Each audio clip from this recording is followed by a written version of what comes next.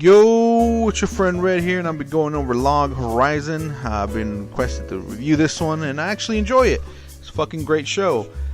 Similar to many other animes, where a player gets stuck in their MMO world and shit goes crazy. Some that come to mind, of course, Sword Art, Overlord, fucking Grimoire of Ash. Most of these I've seen already. And this one, even though similar, thing where you get stuck in the world, MMO, whatever, actually is done really well. Different from the other ones. Unlike Sword Art, where you have the killing factor in season 1, and then one guy with the harem of girls. Overlord, where the gaming thing kind of goes away after episode 3, but it's still a pretty good show. Or Grimoire of Ash, where they suggest they're in the game world, but we don't know for reals. This one straight out tells you you're in the game world. Every episode in the beginning tells you different things about this game world stuff, basic MMO stuff that you should know if you ever played an MMO. I have for years. So let's get right to it. Let's see. Of course, in this world, there's 12 main classes of battle and a shit ton of subclasses. So many players can have many different subclasses, but only 12 battle classes. Pretty simple stuff. They have guilds, fucking raids, stuff like that. The killing factor here doesn't exist. They actually test that out pretty early in the show. People can switch out their bodies. They're actually still in their avatar bodies, so it's not like in Sword Art where you become who you look like in the real world. So you could change your body depending if you have potions that could change your shit, stuff like that.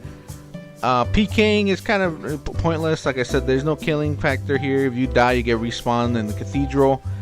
Eventually later on, though, we do learn that besides experience, seems like memories get lost. It's still in debate, though, from season 1, so we still don't know. Food definitely sucks in this world, or until halfway in the show where they figure out how to do stuff. But food is bad. Do not eat the food. That's just crazy. Oh, I forgot the most important thing, though. This world is half scale of our real world, so everything looks similar to you. Right now they're in the Japan server. There's 10,000 players or so there, or 60, I forget the right number. And there's hundreds of thousands more throughout the world. So that gives this show a very huge space to be a long ass show, really. Because right now, so far in season 1, they just focus on part of the Japan server area, which is great. And of course, most of the gates, like in many MMOs, you can use gates to travel and stuff. In this game, in this time right now, they're broken. So basically you have to travel by horseback and all that kind of shit, right? That's fucking crazy. Yeah. So I'm not going to go over every single character because there's a lot, but I'm only going to go over the first character, the guy who introduces everything to us, Shiro. He's been playing the game for a long time. I want to say like 8 years. So he's an expert. He's kind of shy. No, not shy, more of an introvert. Though playing this game made him very popular. He's a veteran player. Was part of this thing called the Debauchery Tea Party. It disbanded, though he does retain some of those guys into his later on, makes his own guild. But yeah, that's Shiro right there. He's our main character. Don't worry, there's a lot of fucking characters to love. Fucking a huge cast, actually. Everyone in Akihabara, basically, that's the town they're at. That's what they want to establish. There's a lot of characters, but I love every single one of them. They're fucking tight. I even wrote down right here a lot of peeps. So there's a lot of fools to like, alright?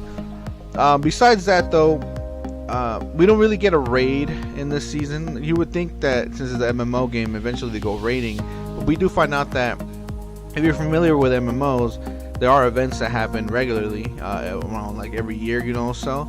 And in this game, since the what they're called adventurers aren't doing those anymore, those events are basically running rampant and being insane. Such as one event that happens is a Goblin event, where players are supposed to stop the crowning of the Goblin King, but in this sense of the world, they forgot to do that, so the Goblin King's armies are rampaging the world.